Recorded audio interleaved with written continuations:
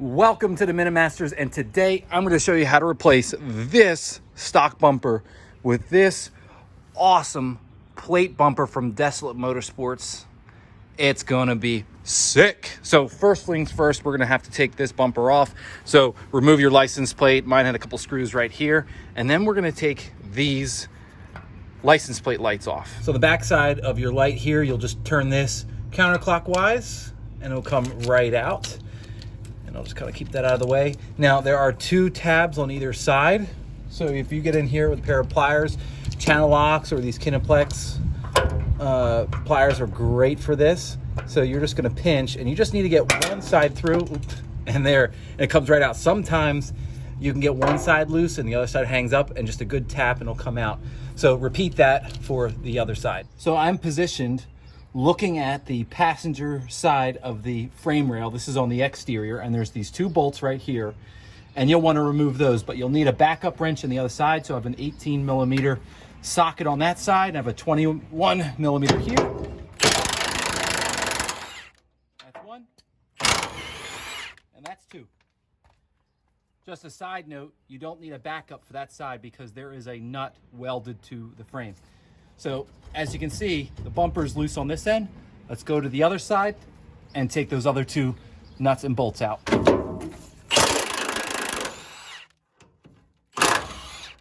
So after I got those nuts off, I realized, and I kind of forgot about this, it's been years, but this is a stud that is actually welded to the frame. So just because you take these two off doesn't mean you can magically pop that out of there and you can take your whole bumper off. So we actually have to take this bolt off and these two right here.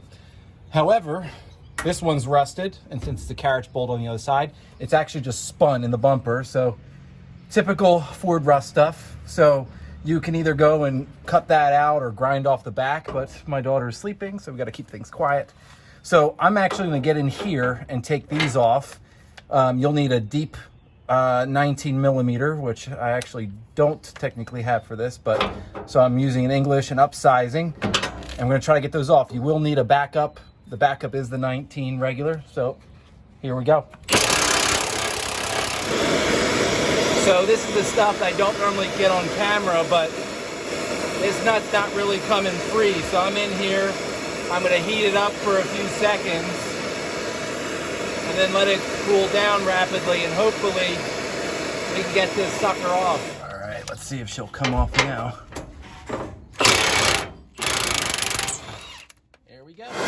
Round two.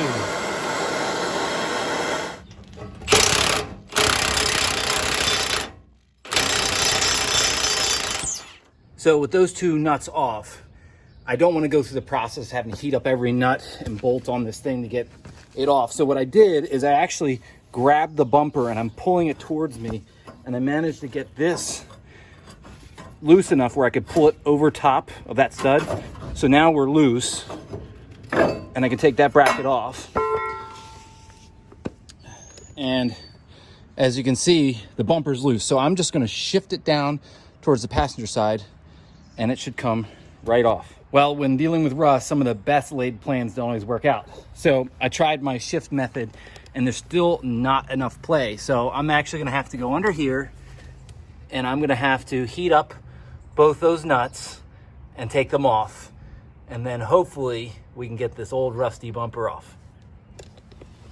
Bring it back when it's time to pull it off. All right, so I got us this far, and I know it's about to come right off, but I just want to kind of show you.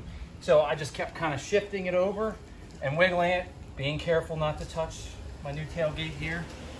And we should be able to get it right off.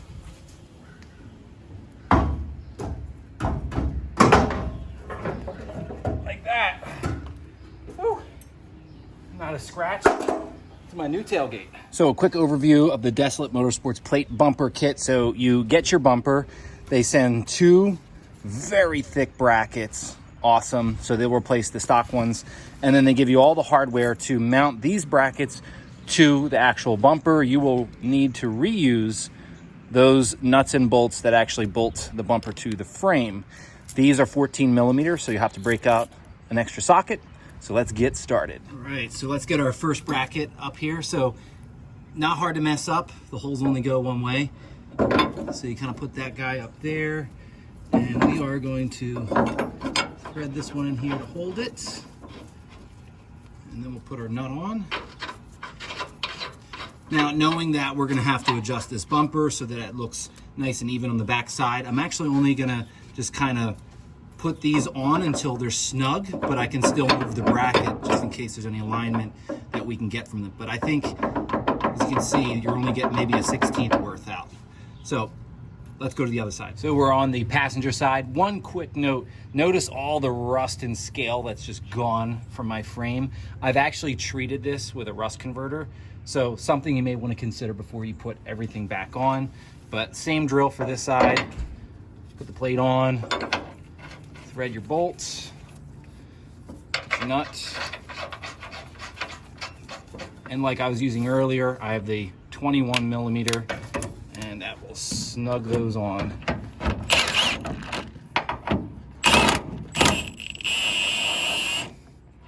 Just like that. So as you can see, I just took the bumper and I actually just kind of slid it on, and it's just down on the bracket and it's holding itself up.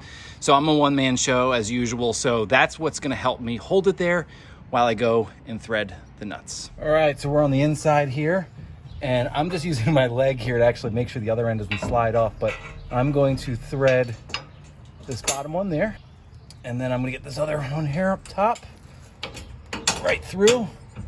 All right, so we're set on this side. Just for safety reasons, I'm gonna thread these nuts on here, and then I'm gonna go to the other side and I'm gonna put the bolts in, put the nuts on, and then we can start aligning. So just a quick teaser, guys. I've got the bumper bolted on, and I just finished aligning it so that the gap here is uniform all the way across. Basically, you're trying to make the bumper parallel with the bottom of the tailgate, and you do this by loosening the bolts right here on the frame and then pushing up or down on whatever side of the bumper needs to have that gap uniform.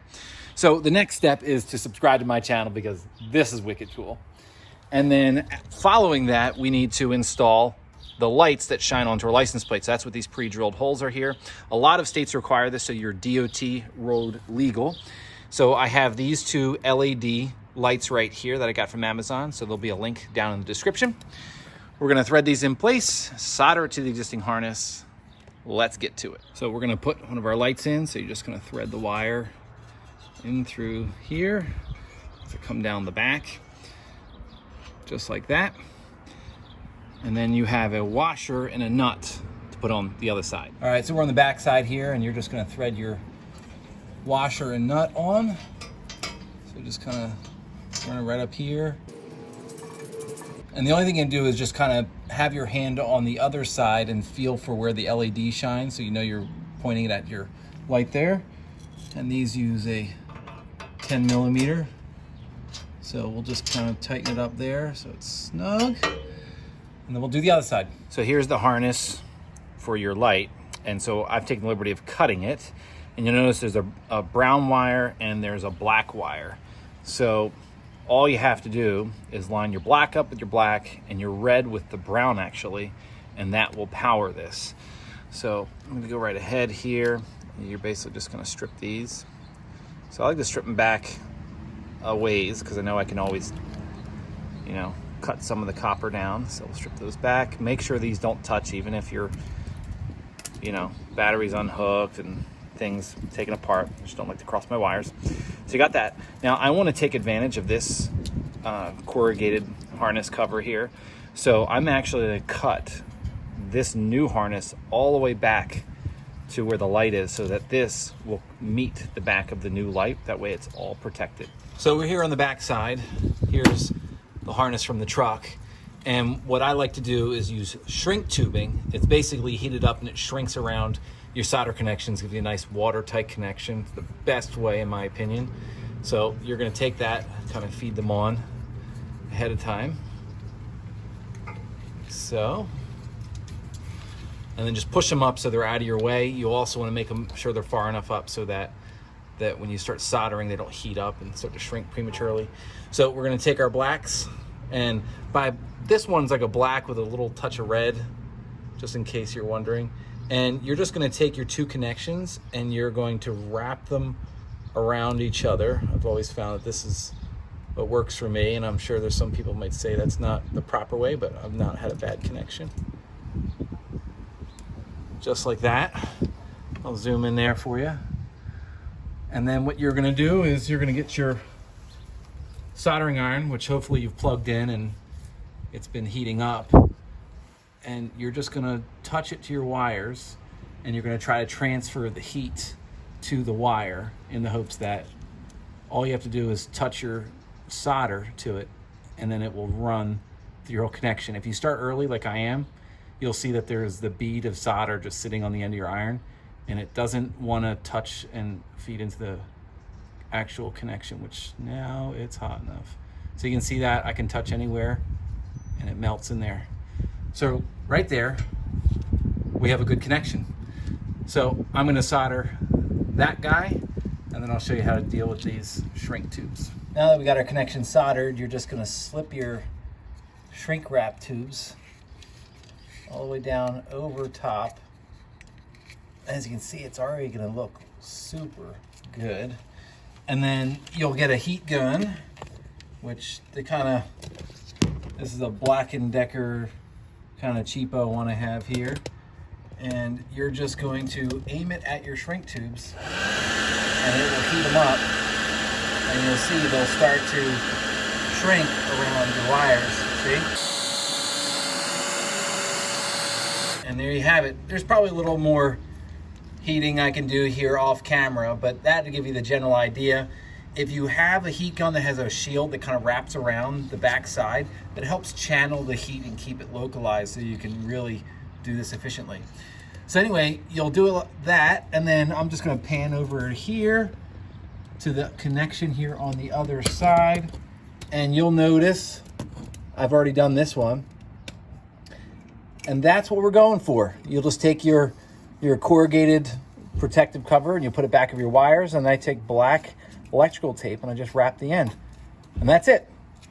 That's a finished wiring job. So our wiring job wouldn't be complete without a test. That's one, and that's two. But guys, let's check out this bumper. Oh yeah, this thing is wicked cool. So cool, in fact, there is a link down in the description. Buy it, you won't be disappointed. It's so low profile and it matches your body lines so well. Doesn't stick below the bedside. Trust me, this thing will make your truck look so cool. And that's it, guys. See ya.